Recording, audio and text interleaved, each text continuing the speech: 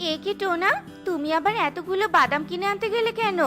রাজমিস্ত্রির কাজ সেরে বাদাম বিক্রি করবে নাকি? এই না হলে তুমি আমার বউ, বলার আগেই সবটা বুঝে ফেলো। বুঝেই যখন গেছো তাহলে এক্ষুনি জিনিসপত্র গুছিয়ে নাও। আমরা আজই শহর থেকে বনে ফিরে যাব, আর বনে গিয়ে বাদামের ব্যবসা করব। ইয়ে, কি মজা কি মজা! আমরা বনে চলে যাব। বনে গেলে আমি আমার বন্ধুদের সাথে রোজ খেলতে পারবো। মা, ও মা, চলো আমি তোমাকে ব্যাগ গোছাতে সাহায্য করি। এরপর টনি ও টুকি মিলে তাদের জিনিসপত্র গোছাতে থাকে। আর কিছুক্ষণের মধ্যেই তারা তাদের ব্যাগপত্র গুছিয়ে নেয়। এরপর সবাই মিলে বনে চলে যায়। একে মা, আমাদের পুরনো কুড়ে ঘরটা তো ভেঙে চুরে পড়ে আছে। আমরা এখন কোথায় থাকবো? ও বাবা, বাবা, বলো না আমরা কোথায় থাকবো? এতদিন পরে বনে এলাম, ঝড় বাতাসে হয়তো ঘরটা ভেঙে গেছে। কি আর করার, এখন নতুন করে একটা ঘর বানাতে হবে। হ্যাঁ টোনা, তুমি বরং নতুন করে একটা ঘর বানাও। এতদিন তুই একটা রাজমিস্ত্রি জোগাড় করতে পারলি না, তাহলে তোকে আমি কিসের বেতন দেই বলতো দেখি? রাজমিস্ত্রি তো ঠিকই খুঁজে পাই, কিন্তু বিনা টাকায় কোন রাজমিস্ত্রি কাজ করে দিবে শুনি?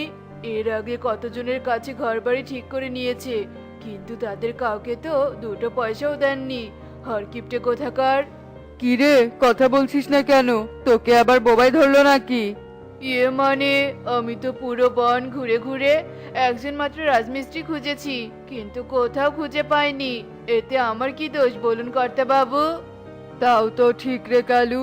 তা শোন, আজকে তোর সাথে আমি বের হব। কোথায় বের হবেন কর্তা বাবু? কোথায় আবার, রাজমিস্ত্রি খুঁজতে। এগুলো কালো রাজমিস্ত্রি খুঁজতে চলে যায়। অন্যদিকে টোনা বাদাম দিয়ে অনেক সুন্দর একটা ঘর বানায়। আর তখনই সেখানে টিয়ার তোতা আসে। এই টনি, তোরা এসেছিস? কতদিন থেকে তোদেরকে দেখি না বলতো? তাই তো খবর পেয়ে তোদের সাথে দেখা করতে চলে এলাম। আরে টোনা, এই ঘরটা তুই বানিয়েছিস নাকি? হ্যাঁ তোতা দাদা, এই ঘরটা আমি বানিয়েছি। কেমন হয়েছে বলো তো? টিয়ের কাছে কতবার শুনেছি যে তুই শহরে রাজমিস্ত্রির কাজ করছিস, কিন্তু তুই যে এত সুন্দর ঘর বানাতে পারিস নিজের চোখে বিশ্বাসই করতে পারছি না। শোন টুনি, তোরা তো সবেমাত্র এলি, তাই আজকের রাতটা আমাদের বাড়িতে খাবি কেমন? ঠিক আছে রে টিয়ে, এই সুযোগে তোর হাতের মজাদার পায়েসও খাওয়া যাবে। আহা, তোর বানানো পায়েস সে কি যে মজা! ভেবে যে আমার জিভে জল চলে আসছে। টিও তোতা কিছুক্ষণ গল্প করে বাড়িতে চলে যায়। এদিকে এগুলো কালু টুনার বানানো বাদাম ঘরটা দেখতে পায় আর দূর থেকে বলতে থাকে, ওরে বাবারে, বাদাম ঘর! এই বনে এত সুন্দর ঘর কে বানালো বলতো কালু? সেটা আমি কি করে বলবো কর্তা বাবু, আপনি যেখানে আমিও তো সেখানেই দাঁড়িয়ে আছি। ও মা, তাই তো। এই কালু, চল আমরা ওই বাড়ির ভেতরে যাই, আর বাড়ি বানানোর রাজমিস্ত্রির খোঁজ নিয়ে আসি। এই বাড়ির মতো একটা বাড়ি আমার চাই চাই। কিন্তু এত সুন্দর বাড়ি বানিয়ে নিলে হয়তো বাড়ি বানানোর অর্ধেক টাকা রাজমিস্ত্রিকেই দিতে হবে। তার থেকে একটা কাজ করা যায়। ঠিক বলেছিস। না না, এত টাকা আমি রাজমিস্ত্রিকে দিতে পারবো না। তাই তোর কথাটাই শুনি। তা কি বলতে চাস শুনি? এরপর কালু ঈগলের কানে কানে সব কথা খুলে বলে। আর কালুর বুদ্ধি শুনে ঈগল অনেক খুশি হয়ে যায়। আরে কালু, তোর মাথায় এত সুন্দর বুদ্ধি আছে, আগে তো বলিসনি। শোন, তোর এই বুদ্ধির জন্য আমি তো খুব শীঘ্রই তোকে একটা পুরস্কার দিব। এরপর ঈগল ও কালু সেখান থেকে চলে যায়। আর এভাবে দেখতে দেখতে রাত হয়ে যায়।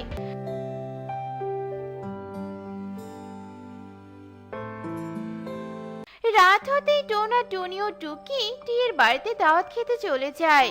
অন্যদিকে কালু ও ঈগল রাতের অন্ধকারে টোনার বাদাম ঘরটা নিয়ে নদীতে চলে যায় আর বাদাম ঘরটা নদীর পানিতে ফেলে দেয়। আমাদের কাজ শেষ।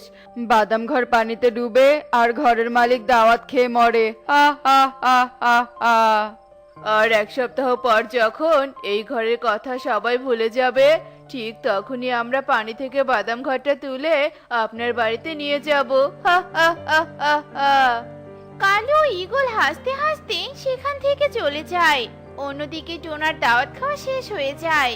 এরপর তারা যেই না তাদের বাড়িতে ফিরে আসে তখনই তারা তাদের ঘরটা দেখতে না পেয়ে কাঁদতে থাকে। এ কি, আমাদের বাদাম ঘরটা কোথায় গেল? একদিন না যেতেই কি আমাদের ঘরটা চুরি করলো। এখন আমরা কি করব, কোথায় থাকবো? কেঁদো না টুনি, আমি বাদাম দিয়ে এত সুন্দর করে একটা ঘর বানিয়েছি, সেটা তো চোরের নজরে পড়বেই। কিন্তু চোরকে ধরার উপায় আমার ভালোভাবেই জানা আছে। বাবা, ও বাবা, কিভাবে চোর ধরবে? বলো না বাবা, বলো না। টুনি, আমার ফোনটা দাও তো। এরপর টুনি টোনাকে তার ফোনটা দেয় আর সাথে সাথেই সে শহরের এক পুলিশ বন্ধুকে ফোন দেয় আর তাকে সব কথা খুলে বলে। হাবিলদার, এই হাবিলদার, এক্ষুনি আমাদের খরগোশটাকে নিয়ে আয়। আমার বন্ধুর একটা দামি ঘর চুরি হয়ে গেছে, আমাদের খরগোশটা ওর ঘরটা খুঁজে দিতে পারবে। পুলিশ অফিসারের কথা শোনা মাত্রই হাবিলদার তাদের খরগোশটাকে নিয়ে আসে আর তারা একটা বনের ভিতরে চলে যায়। আর কিছু দূর যাওয়ার পর পুলিশ অফিসার তাদের বাইক থামিয়ে দেয়। স্যার, স্যার, এই মাঝপথে দাঁড়ালেন কেন স্যার? আমার অনেক জোরে পটি পেয়েছে রে হাবিলদার, তুই একটু অপেক্ষা কর, আমি আশেপাশের কোনো ঝোপঝাড়ে গিয়ে পটি সেরে আসি। লা লা লা লা লা লা লা লা লা লা। আরে, ওখানে পুলিশের লোক দাঁড়িয়ে আছে মনে হচ্ছে। কালু হাবিলদারকে দেখতে পেয়ে তার কাছে যায় আর বলে, স্যার, আপনাকে দেখে তো বন্য পুলিশ মনে হচ্ছে না, তবে কি আপনি শহর থেকে এসেছেন? হ্যাঁ হ্যাঁ, শহর থেকে বনের ঘর চোরকে ধরতে এসেছি, আর সেই চোরকে ধরবে আমাদের খরগোশ। ইরি মাইরি, জল তাহলে এত দূর গড়িয়েছে। না না, যেভাবেই হোক এই হাবিলদারকে বোকা বানিয়ে খরগোশটাকে নিয়ে যেতেই হবে, তা না হলে যে কর্তাবাবুর মান সম্মান ধুলোয় মিশে যাবে। ও তাই? স্যার, আপনারা তো পুলিশের লোক, তাই আমাদেরকে সাহায্য করা আপনাদের তো দায়িত্ব। হ্যাঁ হ্যাঁ, তা ঠিক বলেছিস, কিন্তু হঠাৎ এমন কথা কেন বললি বলতো? না মানে যেতে না যেতেই আমার সাইকেলটা নষ্ট হয়ে গেল, এদিকে আমি হাসপাতালে যাব, আর আমার খুবই এমার্জেন্সি দরকার, তাই আমাকে যদি একটু হাসপাতালে পৌঁছে দিতেন তাহলে খুবই উপকার হতো। স্যারের তো পটি করতে কমপক্ষে 20 মিনিট লাগবে, এই সুযোগে আমি এর উপকারটা করে দেই। এই উপকারের কথা স্যার শুনলে স্যার অনেক খুশি হবেন। হাবিলদার কালুর কথায় রাজি হয়ে যায়। ঠিক আছে ঠিক আছে, বাইকের পিছনে উঠে বস, আর এই খরগোশটা সামলে রাখিস, কেমন? হাবিলদারের কথা শুনে কালু মনে মনে অনেক খুশি হয়ে যায় আর একটা পড়ে থাকা শুকনো কাঠ কুড়িয়ে নিয়ে বাইকের পেছনে উঠে বসে। আর কিছু দূর পথে যাওয়ার পরে সে কাঠ দিয়ে হাবিলদারের মাথায় একটা বাড়ি দেয় আর সাথে সাথে হাবিলদার অজ্ঞান হয়ে মাটিতে পড়ে যায়। আর কালু খরগোশটাকে ব্যাগে ভরিয়ে নিয়ে ইগলের বাড়ির দিকে চলে যায়। শয়তান কালু, কি ভেবেছিস তুই আমাকে চুরি করে নিয়ে পালিয়ে যাবি? তা কিছুতেই পাবি না, আমি এক্ষুনি আমার মালিকের কাছে চলে যাব। এই কথা বলে খরগোশ ছানা কালুর ব্যাগ থেকে বের হয়ে পালিয়ে যায়। এদিকে কালু বুঝতে না পেরে ইগলের কাছে যায় আর বলে, কর্তাবাবু, এই দেখুন ব্যাগে করে কি নিয়ে এসেছি। কি এমন এনেছিস শুনি, যার জন্য এত খুশি হয়ে বলছিস? কালু যেই না ব্যাগের দিকে তাকায় তখনই সে অবাক হয়ে যায়। এ কি, কোথায় গেল খরগোশ ছানাটা, কোথায় গেল? কিসের খরগোশ ছানা? ব্যাগে খরগোশ ছানা কেন থাকবে? আমি তো তোকে বাজার করতে পাঠিয়েছিলাম। এরপর কালু ইগলকে সব কথা খুলে বলে।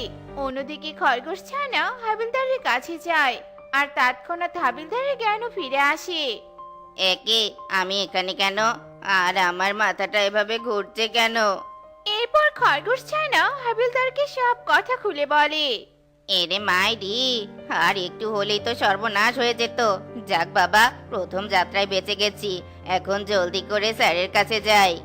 হাবিলদার তাড়াহুড়ো করে খরগোশ ছানাকে নিয়ে পুলিশ অফিসারের কাছে চলে যায় আর তখনই পুলিশ অফিসার সেখানে আসে। আর কিছুক্ষণ পরেই তারা টোনার বাড়িতে চলে যায়।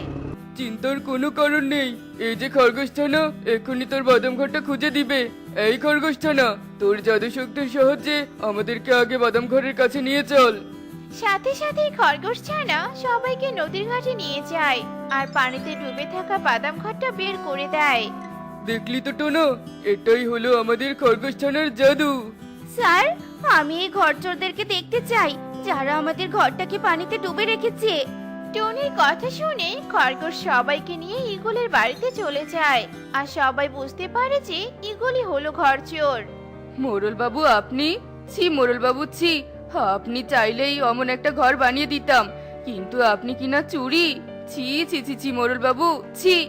ওরে হারামজাদা কালু, তোর জন্য আজকে আমাকে চোর অপবাদ শুনতে হলো। তোকে আমি ছাড়বো না। এবার দুইজনে চলো থানায়, তারপর না হয় মারামারি করবে।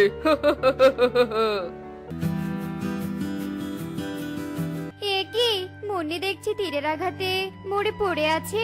বেচারি হয়তো মিষ্টি বানানোর জন্য দুধ আনতে বাজারে গিয়েছিল, কিন্তু দুধ নিয়ে আর বাড়িতে ফিরতে পারলো না। মরে গেছে, ভালোই হয়েছে। এবার রকিকে বিদায় করতে পারলে মুন্নির মিষ্টির দোকান আর বাড়িটা আমার হয়ে যাবে। এসব বলে কাকুলি খুশিতে উঠতে উঠতে মুন্নির বাড়িতে চলে যায়। রকি বাবা, রকি, তোর সর্বনাশ হয়ে গেছে। তোর মা তীরের আঘাতে মারা গেছে। তুমি কি বলছো এসব কাকুলি মাসি? আমার তো বিশ্বাসই হচ্ছে না। মা তো কিছুক্ষণ আগে বাজারে দুধ আনতে গেছে। বিশ্বাস না হলে আমার সাথে চল, আমি তোকে তোর মায়ের কাছে নিয়ে যাব।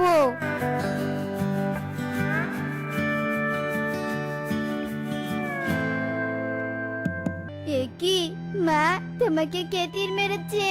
তুমি আমাকে ছেড়ে কেন চলে গেলে? এখন আমি কাকে মা বলে ডাকবো আর কার কাছে বা থাকবো? মা, তুমি ফিরে এসো। মা, তুমি ফিরে এসো। কাঁদিস না বাবা, কাঁদিস না। পাশের বনে তোর এক মাসি আছে। আমি তোর মাসির বাড়ি চিনি। তুই আমার সাথে চল, তোকে আমি তোর মাসির বাড়িতে রেখে আসবো। আর তুই সেখানেই থাকবি, আর তোর মাসিকেই মা বলে রাখবি। ঠিক আছে কাকুলি মাসি, তুমি আমাকে আমার মাসির কাছে রেখে এসো।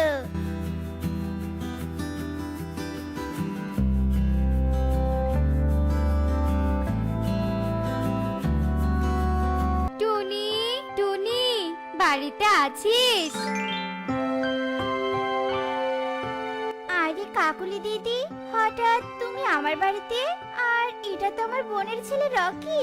বাবা রকি, তুই তোর মাকে নিয়ে আসতে পারলি না? ওর মা পৃথিবীতে থাকলেই না নিয়ে আসবে? মানে কি বলছো এসব কাকুলি দিদি? আমার বোনের কি হয়েছে বলো আমাকে। এরপর কাকুলি টুনিকে সব কথা খুলে বলে। বোন আমার, তুই আমাদের ছেড়ে কোথায় চলে গেলি? সেই কতদিন থেকে তোর বাড়িতে যেতে চাই, কিন্তু কাজের চাপে যেতেই পারি না। এখন তো চিরদিনের জন্য তোর বাড়িতে যাওয়া বন্ধ হয়ে গেল। বাবা রকি, আয় বাবা, আমার বুকে আয়। আজ থেকে তুই আমার ছেলে। আমি তোকে মায়ের মতো করে আদর যত্ন দিয়ে বড় করে তুলবো। হ্যাঁ হ্যাঁ টুনি, ছেলেটাকে একটু দেখে রাখিস।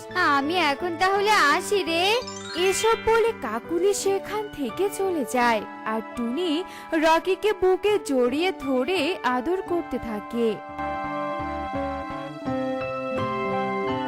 মা টুকি, তুই রকিকে নিয়ে বাড়িতে খেলবি কেমন? আর আমি মিষ্টির দোকানে গেলাম। আচ্ছা ঠিক আছে মা, যাও। আর আজ বাড়িতে আসার সময় আমাদের দুজনের জন্য দুটো খেলনা গাড়ি নিয়ে আসবে কিন্তু। আচ্ছা রে মা, নিয়ে আসবো। এরপর টুনি তার মিষ্টির দোকানে চলে যায় আর এইভাবেই দেখতে দেখতে সারা দিন কেটে বিকেল হয়ে যায়। বিকেল হতেই টুনি টুকি আর রকির জন্য দুটো খেলনা গাড়ি নিয়ে বাড়িতে চলে আসে। মা, তুমি খেলনা গাড়ি এনেছো? কি মজা, কি মজা। রাকি, দেখেছিস মা কত সুন্দর দুটো খেলনা গাড়ি এনেছে? এখন থেকে আমরা দুজন খেলনা গাড়ি দিয়ে অনেক মজা করে খেলা করব, তাই না বল? কি ব্যাপার রকি বাবা, খেলনা গাড়ি তোর পছন্দ হয়নি? এভাবে মন খারাপ করে বসে আছিস কেন বাবা? মাসি, তোমাদের বাড়িতে থাকতে আমার একদমই ভালো লাগছে না। তোমরা আমাদের বাড়িতে চলো, সেখানে সবাই একসাথে থাকবো। আর আমার অনেক খেলনাও আছে, সেই খেলনা দিয়ে খেলা করব। কিন্তু বাবা, এই বনে যে আমি মিষ্টির ব্যবসা করি, মিষ্টির দোকান ছেড়ে তো যেতে পারবো না। আমার মাও তো মিষ্টির ব্যবসা করতো, আর আমাদের মিষ্টির দোকানও আছে। টুনি মাসি, তুমি তোমার দোকানে সব মিষ্টি নিয়ে আমাদের বনে চলো, আর আমাদের দোকানে বসে মিষ্টিগুলো বিক্রি করবে। চলো না টুনি মাসি, চলো। আচ্ছা রে বাবা, ঠিক আছে, আমি তাহলে কাল সকালে দোকানের মিষ্টিগুলো নিয়ে তোদের বনে চলে যাব।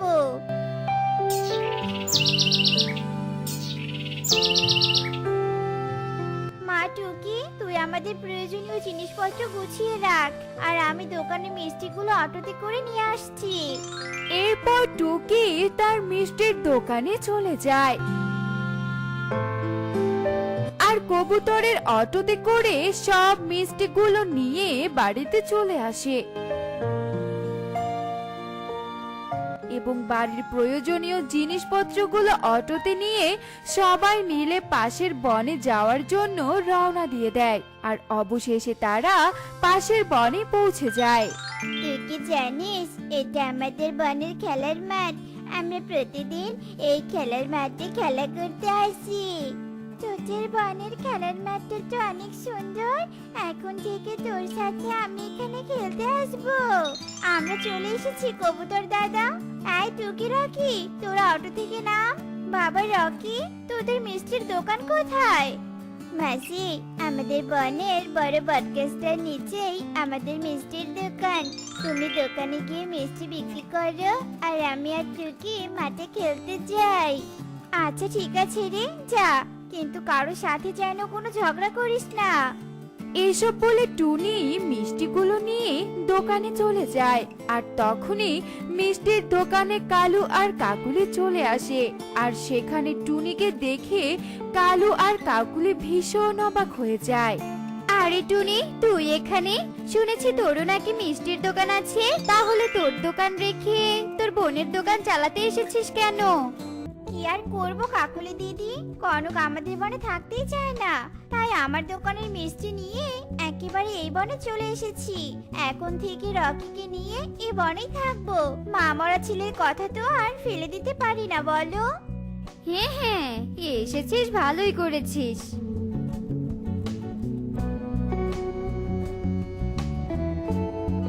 কালু, আমাদের তো সব স্বপ্ন ভেঙে গেল এই টুনির জন্য। যেভাবেই হোক তুমি টুনিকে তাড়ানোর একটা বুদ্ধি বের করো, নইলে সারা জীবন গরিব থাকতে হবে, বুঝেছো? আরে তুমি কোনো চিন্তা করো না, আমার মাথায় একটা বুদ্ধি এসেছে। সেই বুদ্ধি দিয়ে কাজ করলে টুনি আবার ওদের বনে ফিরে যাবে। আচ্ছা বলো দেখি, কি বুদ্ধি? এরপর কালু তার বুদ্ধির কথা কাকুলিকে সব খুলে বলে আর দুজন হাসতে হাসতে সেখান থেকে চলে যায়। কালু, দেখো রকি মাঠে খেলা করছে। যাও তাড়াতাড়ি, এক্ষুনি রকিকে ডেকে নিয়ে আমাদের বাড়িতে এসো।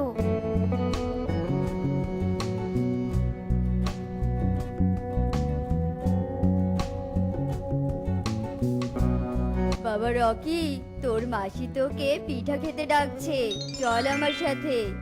কি পিঠা? পিঠা তো আমার খুবই পছন্দ। টুকি, তুই এখানেই থাক, আমি এক্ষুনি কাকলি মাছের কাছ থেকে পিঠা নিয়ে আসছি, আর তারপর এখানে বসে দুজনে একসাথে পিঠা খাবো, কেমন?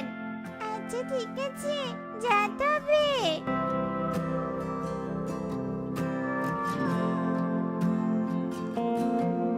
এসেছিস বাবা, এই নে গরম গরম পিঠা। তোর তো মা মারা গেছে, এখন কে আর তোকে পিঠা বানিয়ে খাওয়াবে, তাই আমি তোর জন্য পিঠা বানালাম, খেয়ে নে বাবা। কাকিলি মাসি, তুমি অনেক ভালো, আমাকে কত ভালোবাসো। আমি তাহলে এখন যাই, আমি আর টুকি একসাথে বসে পিঠা খাবো। দাঁড়া বাবা, তোকে কিছু কথা বলবো। মানে আমরা শুনলাম টুনি তোদের বাড়ি আর দোকান নিজের করে নিবে, আর কিছুদিন পরে তোকেও নাকি বাড়ি থেকে বের করে দিবে।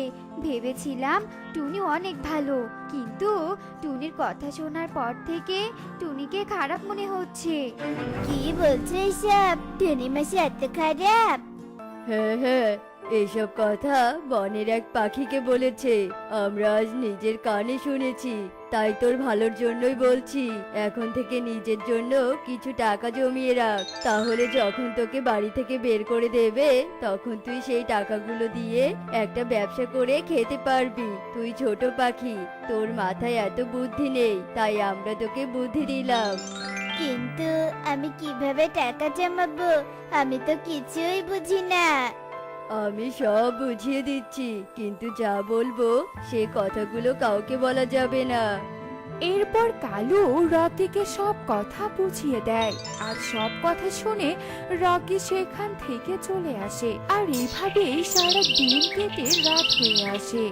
রকি বাবা, বাইরে কি দেখছিস? তোর মায়ের কথা মনে পড়েছে বুঝি? মা না থাকলে মাকে মনে পড়বে না? বাবা, তুই এত রাগ করছিস কেন? বুঝেছি, খুব খারাপ লাগছে তোর, তাই না? খাবার খেয়ে ঘুমিয়ে পড়, দেখবি স্বপ্নে তোর মা তোর কাছে আসবে। টুনির কথায় রকি আর কিছুই বলে না, কারণ কাকলির কথা শুনে রকি টুকিকে খুব ঘৃণা করতে থাকে। এরপর সবাই খাবার খেয়ে ঘুমিয়ে পড়ে আর গভীর রাত হতেই রকি জেগে ওঠে। কাকুলি মাসি আর কালু আঙ্কেল বুঝি বাড়ির সামনে এসে বসে আছে। আমি তাড়াতাড়ি দোকানের চাবিটা নিয়ে যাই। এই নাও কাকুলি মাসি, দোকানের চাবি। বাবা রকি, তোকে অনেক ধন্যবাদ। এ কি, রকি কালু ও কাকলিকে চাবি দিয়ে দিল কেন? টুনি হয়তো বাড়িতে চলে গেছে, তাই চাবিটা কালু ও কাকলিকে দিতে বলেছে। যাই বাবা, আমি বাড়িতে চলে যাই। এসব বলে শালিক সেখান থেকে চলে যায় আর কালু কাকুলি দোকান খুলে দোকানের সব মিষ্টিগুলো বাড়িতে নিয়ে যায়। এভাবে সেই রাত কেটে সকাল হয়ে যায়। আরে, দোকানের চাবি কোথায়? রকি, টুকি, তোরা কি দোকানে চাবি দেখেছিস? না মাসি, আমি দেখিনি। আমিও তো দেখিনি মা। তাহলে হয়তো দোকানের ভিতরে রেখে তালা দিয়ে এসেছি। আজ তালা ভেঙেই দোকানে ঢুকতে হবে।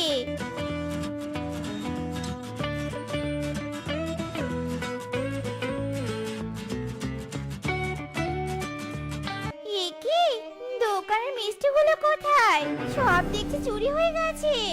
এত বড় সর্বনাশ কে করলো? এখন আমি কি করে মিষ্টির ব্যবসা করব? আমার হাতে যে কোনো টাকাও নেই। এখন আমি কি করে সংসার চালাবো? আমি তো কিছুই বুঝতে পারছি না। টুনি, তোর দোকানের চাবি তো রকি কাল রাতে কালু ও কাকলিকে দিয়েছে। আমি তো ভেবেছিলাম তুই দিতে বলেছিস। মানে, আমি কেন চাবি দিতে বলবো রকিকে? শালিক দিদি, তুমি আমার সাথে বাড়িতে চলো। রকি তাহলে আমার কাছে মিথ্যে বলতে পারবে না।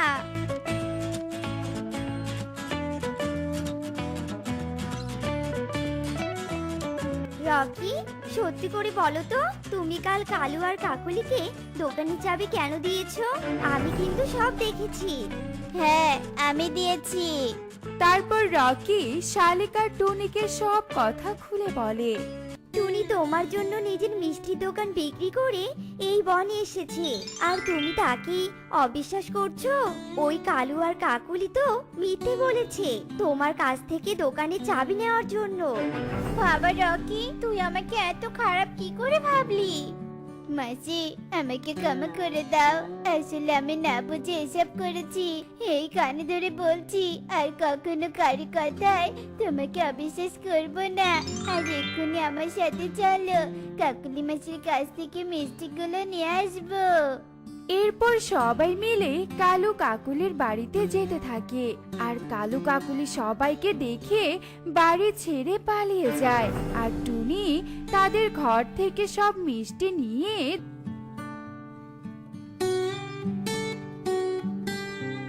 দোকানে চলে আসে এবং তখন থেকে রকি টুনিকে বিশ্বাস করে টুনির সাথে দিন কাটাতে থাকে। আমাকে কি কাজের মেয়ে পেয়েছো নাকি? প্রতিদিন আমি রান্না করে খাওয়াবো? আমি এখানে কাজের মেয়ে হয়ে থাকতে এসেছি? বিয়ের আগে কত কথা বলতে। টুনি, তোমাকে কোনো কাজ করতে হবে না। তুমি শুধু খাবে আর ঘুমাবে। আমি তোমার সব কাজ করে দিব। আর এখন সারাক্ষণ আমাকে খাটিয়ে মারো। এখনো পড়ে পড়ে ঘুমাচ্ছ। মনে হচ্ছে সব খাবারগুলো নিয়ে গিয়ে মাথায় ঢেলে দেই। কি গো টুনি, আজ সকালে উঠে তুমি এত মিষ্টি সুরে আমাকে ডাকছো কেন? টোনা, তোমার মাথায় কি আর বুদ্ধি হবে না নাকি বলো তো? মিষ্টি সুরে আমি তোমাকে ডেকেছি নাকি রাগ হয়ে বলেছি সেটা তুমি এখনো বুঝতে পারোনি? টুনি, তুমি আমাকে যেভাবে ডাকো না কেন তা আমার কাছে সব সময় মিষ্টি লাগে। এই জন্যই তো আমি তোমাকে এত বোকা বলি। এবার তুমি খাবারটা খেয়ে আমাকে উদ্ধার করো। আর বাড়িতে কোনো বাজার নেই, তাই সময় নষ্ট না করে খেয়ে বাজার নিয়ে এসো। ও আচ্ছা, এই ব্যাপার। তাহলে আমি গিয়ে আগে বাজারটাই করে নিয়ে আসি, তারপর এসে খাবো। দাও দাও, জলদি করে বাজারের ব্যাগটা দাও তো।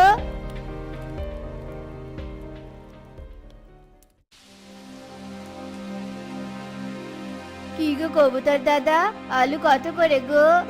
টোনা, 1 কেজি আলু 30 টাকা। কি বলছো কবুতর দাদা, 1 কেজি আলু 30 টাকা? বাবা, আলুর এত দাম!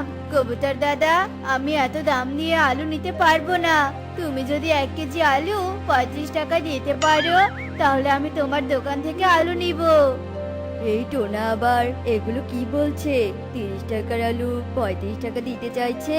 ভালোই হয়েছে, বেটা টোনাকে আর কিছু না বলে 1 কেজি আলু দিয়ে দে, তাতে আমার লাভ। ঠিক আছে টোনা, আমি তোকে 1 কেজি আলু দিয়ে দিচ্ছি।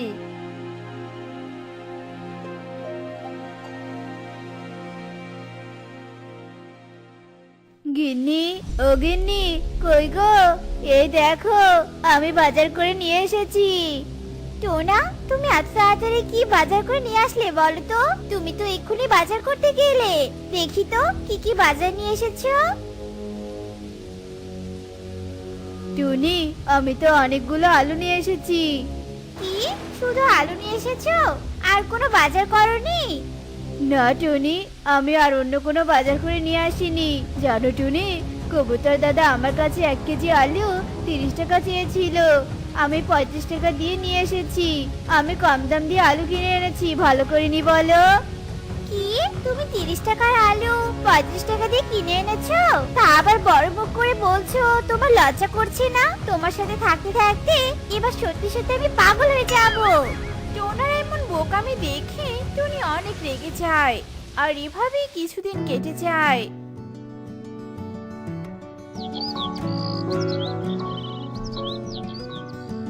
কি গো টোনা, তুমি এখনো ঘুম থেকে ওঠোনি? কত বেলা হয়েছে, সেদিকে খেয়াল আছে? পড়ে পড়ে ঘুমালে হবে? ধানগুলো কেটে কে নিয়ে আসবে শুনি? আহা গিন্নি, এসব আমি জানি নাকি? তুমি গিয়ে মাকে বলো ধান কেটে আনতে। মায়ের তো শরীর খারাপ, জ্বর এসেছে, মা মাঠে যেতে পারবে না। ও আচ্ছা, ঠিক আছে, তাহলে আমি মাঠে যাচ্ছি। তুমি গিয়ে মায়ের জন্য ঔষধ নিয়ে এসো। ঠিক আছে, তবে তাই করো। দিন দিন যা খরা আসছে, কিভাবে চাষ করব কিছুই বুঝতে পারছি না। তা যা বলেছ, এবার তো তবু কটা ধানের মুখ দেখেছি। ভালো ভালো ধানগুলো বাড়িতে নিয়ে যেতে পারলে শান্তি পাই। আরে তোতা, এই খরা রোদে কে ধান কাটছে? এ তো দেখছি টোনা। এই বোকা টোনা আবার কবে কাজের হলো? টোনা, কই দেখি তো। আরে সত্যি তো টোনা। কি রে টোনা, আজ সূর্য কোন দিকে উঠেছে বলতো? কেন তোতা দাদা, সূর্য তো পূর্ব দিকেই উঠেছে দেখেছি, কিন্তু কথা হচ্ছে আমি বোধহয় আর বাঁচবো না। কেন রে টোনা, তোর আবার কি হলো যে তুই বাঁচবি না? এই প্রচন্ড রোদে তোমরা যে কি করে কাজ করো বলো তো? আমার তো এই অকাল মৃত্যু হলো বলে। টোনা, তুই একটা বোকা, তাই এত রোদে কাজ করতে এসেছিস। এই দুপুর বেলা প্রচন্ড রোদ, তাই একটু সকাল সকাল এসে আমরা ধান কেটেছি। আর তুই এই দুপুর বেলা কাজ করতে এসেছিস? তুই বরং একটা কাজ কর, বিকেলে তো তেমন রোদ থাকে না, তুই বিকালে এসে ধানগুলো কেটে নিয়ে যাস। এখন তুই বাড়িতে চলে যা। ঠিক আছে কালু দাদা, তবে আমি বাড়িতে চলে যাই। ও মাগো রে, আমার হাতটা বোধহয় পুড়ে গেল গো, পুড়ে গেল। এই কাস্তেটা এত গরম হলো কি করে? টোনা, তোর কাছেটার বোধ হয় একটু জ্বর হয়েছে। কি, কাস্তের আবার জ্বর হয়েছে? এখন এই কাস্তেটাকে নিয়ে আবার কোন কবিরাজের কাছে যেতে হবে? আরে কোথাও নিয়ে যেতে হবে না রে টোনা, কাস্তেটাকে একটু পুকুরের পানিতে চুবিয়ে রাখ, দেখবি সব জ্বর পালিয়ে যাবে। ঠিক আছে, তবে তাই করি। এরপর টোনা কাস্তেটাকে পুকুরের পানিতে চুবিয়ে রাখে আর সাথে সাথে কাস্তেটা ঠান্ডা হয়ে যায়। দেখি তো এবার কাস্তেটা আর জ্বর কমেছে কিনা। আরে তোতা দাদা তো ঠিক কথাই বলেছিল, কাস্তেটা তো পানিতে ডোবানোর সাথে সাথেই কাস্তের জ্বর কমে গেছে। টোনা, এই বাক্সের মধ্যে আমি গয়না রেখে দিলাম, তুমি আবার কাউকে বলো না যেন। কি গয়না? আরে আসতে বলো, কেউ শুনে ফেলবে তো। আর আমি যে এই বাক্সে গয়না রেখেছি এ কথা যেন কাউকে বলো না। ঠিক আছে টুনি, তুমি যখন বলছো তখন আমি একদমই কাউকে বলবো না, তুমি কোনো চিন্তা করো না এ নিয়ে।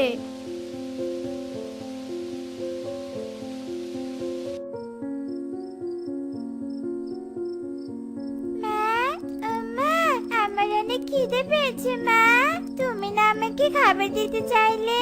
মা, ও মা। হ্যাঁ রে মা, আমি তোকে খেতে দিব, কিন্তু সে কথা তো আমি ভুলেই গিয়েছিলাম। দাদা, আমি তোর জন্য খাবার নিয়ে আসছি। উনুনটা নিভিয়ে রেখে টুকিকে আগে খাবারটা দিয়ে আসি, মেয়েটা কখন থেকে খেতে চাইছে।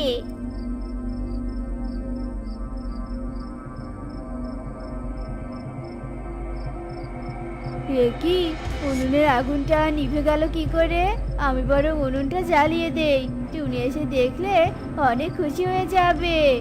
এ কথা বলে টোনা উনুনের আগুনটা জ্বালিয়ে দেওয়ার চেষ্টা করে, কিন্তু টোনা কিছুতেই উনুনে আগুন জ্বালাতে পারে না, যার কারণে ঘরবাড়ি ধোঁয়া দিয়ে ভরে যায়। এ কি টোনা, তোমাকে কে বলেছে উনুনটা জ্বালাতে?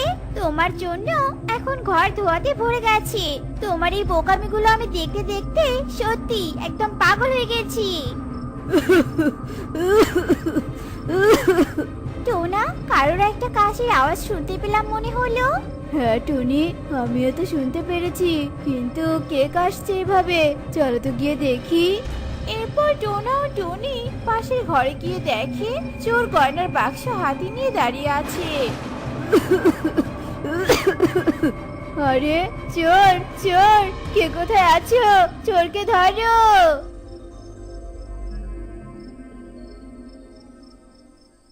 টোনা, আমি তোমাকে কত রাগ হলাম, আর তোমার বোকামির জন্য আজ আমি আমার গয়নাগুলো ফিরে পেলাম।